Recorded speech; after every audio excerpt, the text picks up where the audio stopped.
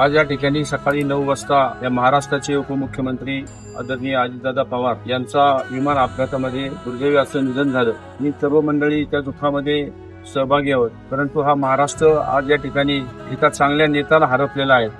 या महाराष्ट्रामध्ये जे स्वप्न प्रत्येकाने आपल्या मनाशी बाळगले होते, प्रत्येकांच्या कामामध्ये प्रत्येक कार्यकर्त्यांना त्या ठिकाणी बळ देणारा दादा आज सर्वांना मुकलेला आहे. या महाराष्ट्रातल्या सर्व जनतेला आज दादा मुकलेला आहे. प्रशासनावरती अतिशय पकड असणारा माणूस, गोरगरिबांच्या मदतीला जाणारा माणूस, एक हक्काचा माणूस, कुठलीही गोष्ट सांगितल्यानंतर ती पूर्ण करणारा माणूस आज या महाराष्ट्राच्या जनतेमधनं निघून गेलेला आहे. खरं तर दादांना आमच्या सर्व केळगाव ग्रामस्थ असतील, खेड तालुक्यातील सर्व तमाम जनता असतील यांच्या वतीनं भावपूर्ण श्रद्धांजली समर्पित करतो.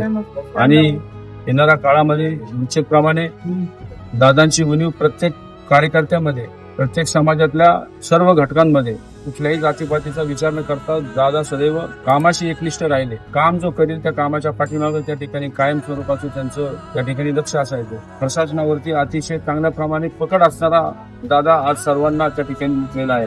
खरं तर प्रत्येक ठिकाणी दादाची उणीव प्रत्येक माणसाला त्या ठिकाणी जाणवणार आहे.